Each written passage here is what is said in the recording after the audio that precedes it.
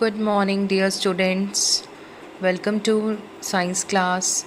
Dear students, in the previous video, we have studied about bones, skeletal system, functions of skeletal system, parts of skeletal system, joints, different types of joints.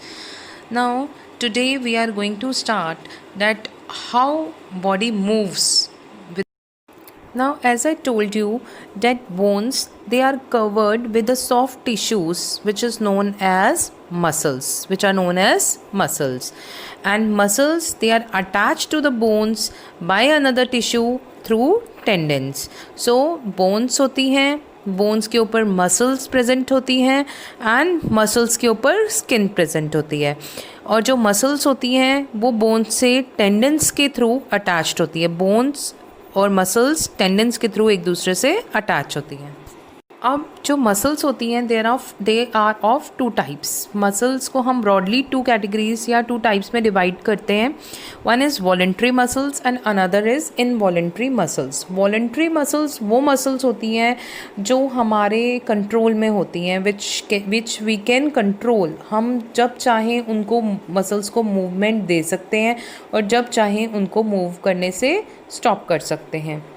For examples, muscles which are present in our hands, legs, they all are voluntary muscles. तो हम जब चाहें अपने hands को, legs को move कर सकते हैं। Next is involuntary muscles. Muscles जो हमारे control में नहीं होती, that are not controlled by our will, is known as involuntary muscles. Like muscles in our heart is an involuntary muscles. वो हमारे order के बिना या हमारे will के बिना move करती रहें। Okay? Now here you can see there is a hard bone which is present, and around it muscles are present. Means muscles they cover bone, and our whole body is covered by. Take a quick recap.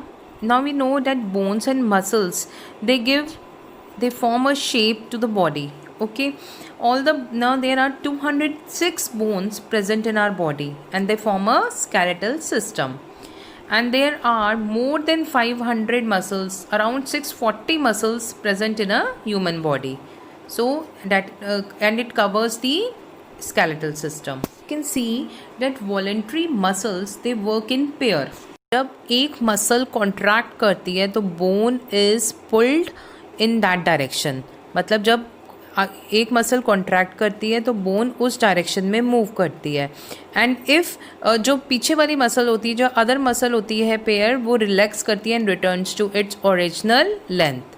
ठीक है, जो human arm का अगर हम example देखें, upper arm, उसमें दो muscles present होती है। एक होती है अपर आर्म में ट्राइसेप, एक होती है बाइसेप। ओके, बाइसेप्स जो है व्हेन इट कॉन्ट्रैक्ट्स तो जो अपर आर्म होती है वो बेंड करती है and brings the hand towards the shoulder, और जो ट्राइसेप होती है वो रिलैक्स रहती है।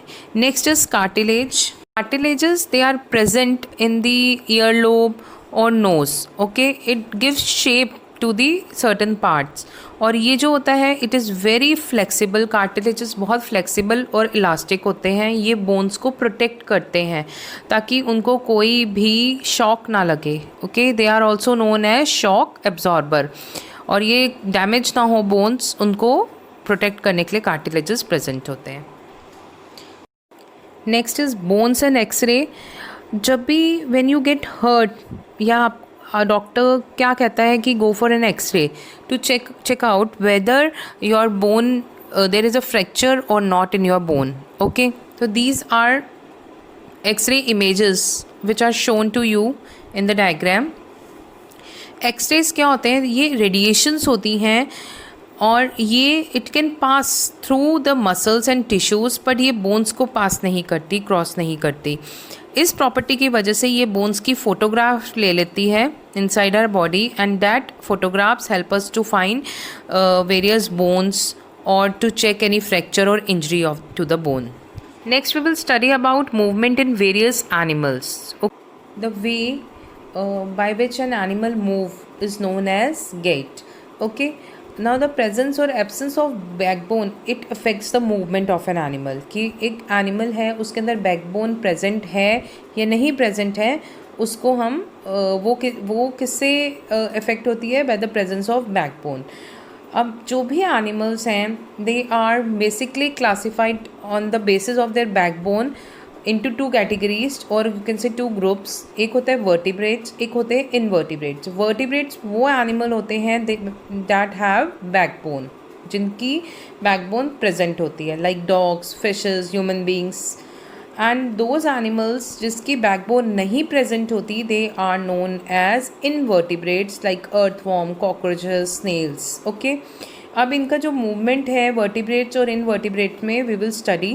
तो फर्स्ट इज़ अर्थवॉर्म. हम अर्थवॉर्म का मूवमेंट स्टडी करेंगे. फर्स्ट ऑफ ऑल अर्थवॉर्म बहुत लॉन्ग सॉफ्ट सेगमेंटेड बॉडी होती है अर्थवॉर्म की. ठीक है, इसकी बॉडी के ऊपर tiny curved hair like bristles present होते हैं जिनको हम सीटे कहते हैं. And these are connected with muscles at the base of their body.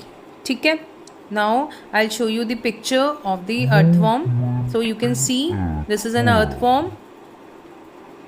So there are here like seta is present, and basically earthworm it moves on slippery surfaces or on the hard surfaces. Earthworm moves by crawling. ये crawl करता है. Okay, see it's crawling. And they move by contracting and expanding their portions of their body. Bar contract होती है उनकी body का portion और expand होता है. It extends it's front part of the body. और जो मसल्स इसकी जो रियर मसल्स होती हैं वो कॉन्ट्रैक्ट करती है और शॉर्टन कर देती है and pulled forward. So an earthworm it moves by contraction and relaxation of its muscles. So earthworm है, it also secretes a slimy substance that helps them in easy movement. Okay, इसकी body से एक slimy सा substance release होता है जो इसके movement को और इजी बनाता है. So it fixes it front part and pulls the rear part.